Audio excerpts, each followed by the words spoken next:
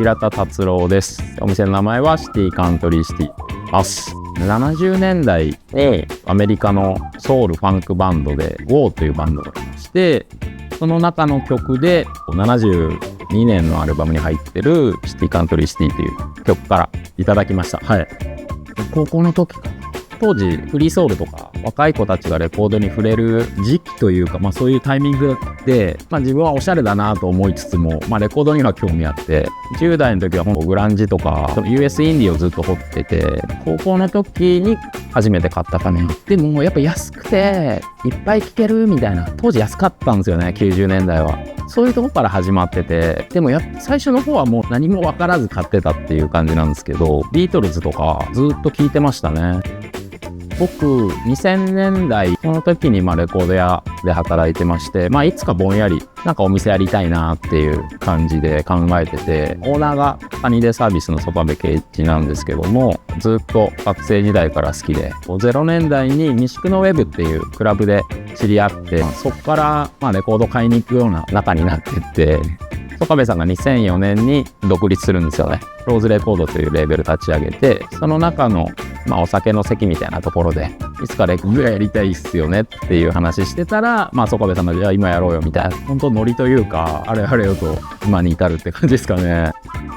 今年で18年目ですね。来月6月の30日に新大田フィーバーさんで18周年のイベント毎年やってるんですけど、10周年からずっとやってる感じで、間コロナとか入っちゃってできなかったんですけど、去年からまた再開してるという形ですね。DJ もやってた縁で、ランスミュージックが好きで、パラダイスガラージとかロフトとかの US のダンスミュージックから、コズミックとかバレアリックとか、そこら辺のダンスミュージックプラス、下北沢という土地柄、オーナーもトップミュージシャンなんで、クラシックロックとか定番系、あとはアンビエントとか、80年代の変なワールドミュージックとか、そこら辺が割と買い付けのセレクトというか、ずっとディープハウスが好きで、ずっと離れてたっていうか、最近やたらディープハウスを聴いてますね。お店開ける前とかに仕込みしながら、リハードとか聴いたりして、やっぱいいなっていう、戻れる場所って感じがしますね、自分の中で。シティカントリーシティっていう曲が入ってる、この72年のリリースのワールドイザゲット、世界ではゲットだってアルバムがあるんですけど、そのジャケット、オリジナルジャケットが多分カリフォルニアのゲットとかだと思うんですけど、それを下北沢の風景というか、それスタンプリングかわかんないですけど、下北沢はこうだよって感じのデザインですね。もうやめちゃったんですけど、アルバイトの子が書いてくれて、ずっと定番で、海外の人が面白がって買ってくるんですよ。お土産的な感じもある。